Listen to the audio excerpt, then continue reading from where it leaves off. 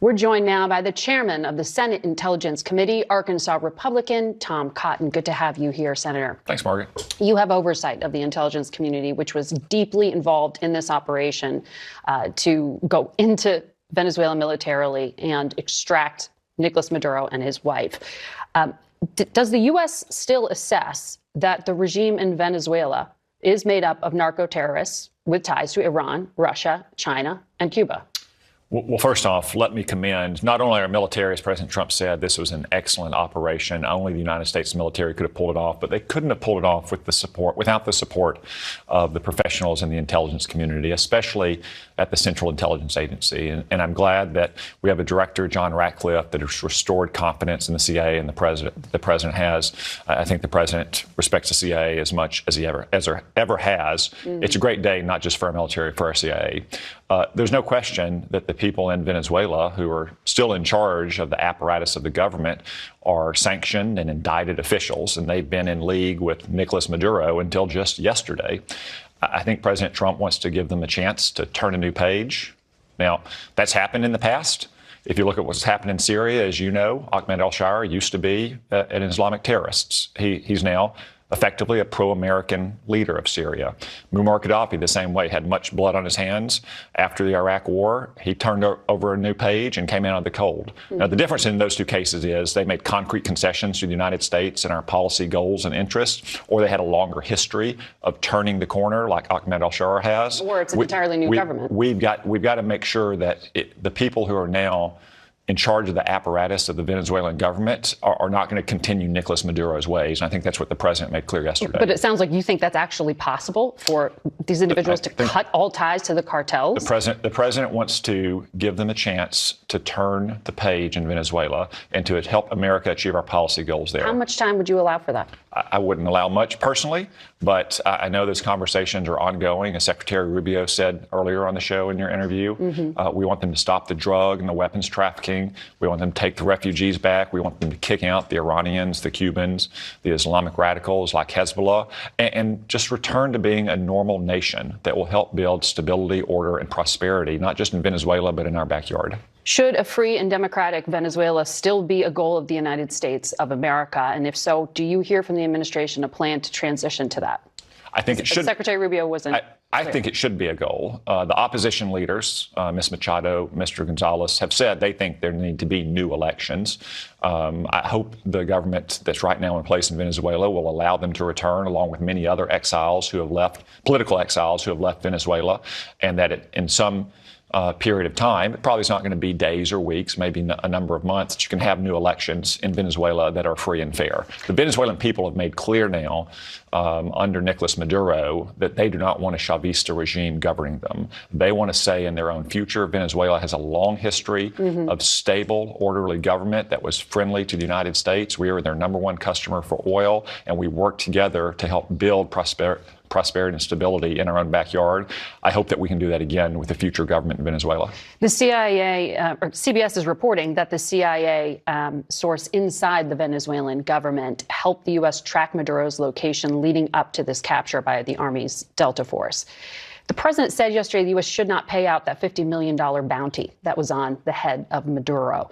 Does that mean that the CIA asset inside still works for us? Well, I have no comment on CIA sources or methods in Venezuela or elsewhere. But they won't be receiving the $50 million reward? Well, I'll simply say that the CIA's amazing work here that has instilled such confidence in the president is a reminder not just to Nicolas Maduro's cronies in Venezuela, but other bad guys all around the world, that we have very good insights into what they're doing and what they're up to. So when the president says we will run Venezuela, you are confident that there are actual American assets helping to do that? Is that how I should? I'm confident that we have very good insight into Venezuela and other adversaries, foreign nations, and terrorist groups around the world. That's why the president has such confidence in John Ratcliffe and the CIA. Well, China was trying to provide support to Venezuela during a U.S. pressure campaign. But where were they when Delta Force went in and got Nicolas Maduro? They were nowhere to be found. And frankly, that's the same thing you saw in June with China and Russia and Iran. We struck Iran. China and Russia did nothing. They stood idly by. That's a reminder that the United States is still the world's dominant superpower. Our friends are very happy today. Our enemies are very worried. But the person running the country, Delcy Rodriguez, spoke yesterday with Russia's top diplomat. They are in contact with Russia. The defense minister has deep, deep ties to Russia. Is there a U.S.-Russia agreement here? Because there has been speculation based on testimony to Congress back in 2019 by one of Trump's top Russia advisors, Fiona Hill, that Russia has been floating a Venezuela for Ukraine deal here for some time. No, is there any such deal? No, this was a U.S. operation that was designed to remove Nicolas Maduro because he was a U.S. indicted drug trafficker. And you don't get immunity from American justice when you're indicted by our courts just because you're the illegitimate communist dictator of another country. But to be clear, that's not what I'm saying here. Is there an implication that if Russia doesn't meddle in America's backyard, South America, the United States will do something less in Ukraine, which Russia calls its backyard? No, there's no such implication. And obviously, Russia doesn't need any kind of pretext to do so. It's invaded Ukraine twice over the last 11 years. There's no such implication here at all.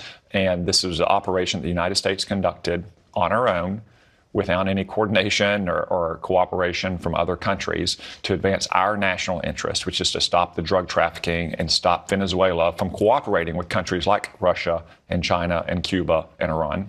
Okay.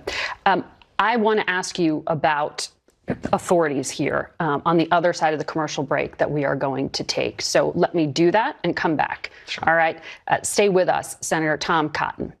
Now to our conversation with Senate Intelligence Chairman Tom Cotton. Senator Cotton, the president said Saturday that a second wave military attack had been planned. It wasn't necessary, but it could still be carried out. What would necessitate it, and what would you support?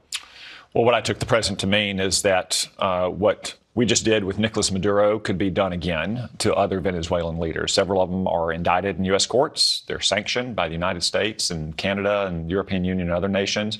And if they continue down the path that Maduro took the nation of Venezuela, then we could conduct the same kind of operation as them. I took that as the president urging them to change their ways or face the same consequences. And would you support a stabilization force? U.S. boots on the ground, as the president said he wouldn't rule out?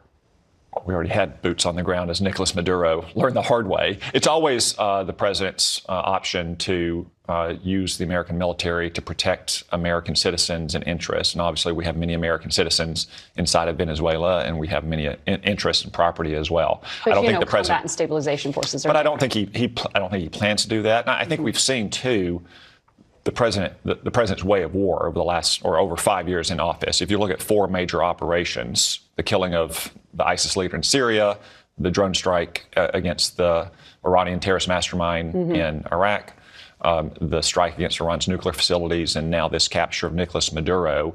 When our vital national interests are implicated, the president takes bold, audacious, direct action. He accomplishes the mission, and then the mission is over. In some ways, this is the greatest mission of them all. I mean, as impressive as our military was in Iran in June, or in its first term in Iraq and Syria against those terrorist masterminds, it's probably harder to capture someone and get out with no American loss of life than it is to kill a target or to blow up nuclear facilities. So you are drawing a distinction there in terms of authorities and use of the military. The War Powers Act requires the president to notify Congress of the reason for committing troops within 48 hours of their deployment and requires they be removed within 60 to 90 days unless Congress authorizes it.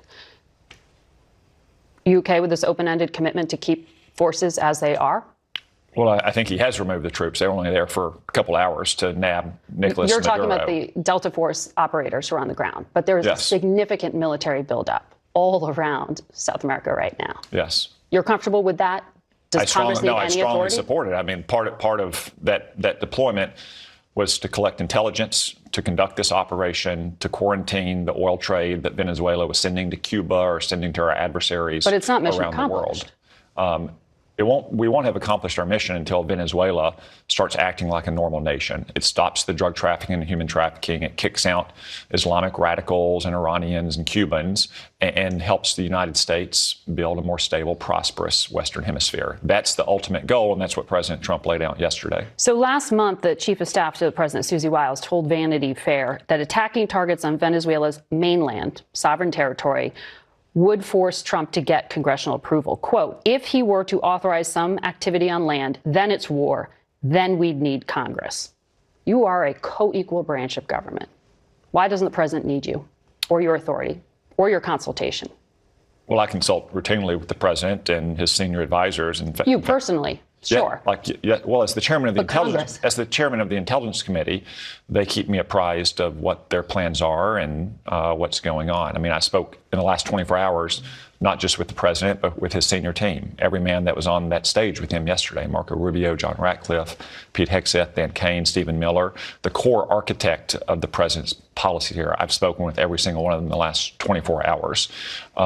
Congress has acted to provide the president the resources and authority that he needs to protect the vital interest of the United States, whether it's taking out this drug trafficker, Nicolas Maduro, who had contributed to the deaths of hundreds of Arkansans and hundreds of thousands of Americans, or striking Iran's nuclear facilities. He has the inherent authority under our Constitution to protect these American national interests, and as the chief law enforcement officer, to make sure that indicted drug traffickers face justice, whether they're indicted in Venezuela or indicted in the United States. But by his own admission, the DEA administrator said that cocaine prices have gone up nearly 45%. Drug traffickers have only changed routes. Venezuela is not a fentanyl producer, not a cocaine producer. Do you really think that this has ended? Venezuela is unique in Latin America, though, because the Maduro regime is itself in league with the drug trafficking cartels. It doesn't just tolerate them, or it doesn't just fail to control its territory. It is in league and profits from drug trafficking cartels. That's the distinction between Venezuela and other nations. Senator Cotton, thank you for your time today. Thank you, Margaret. We'll be right back.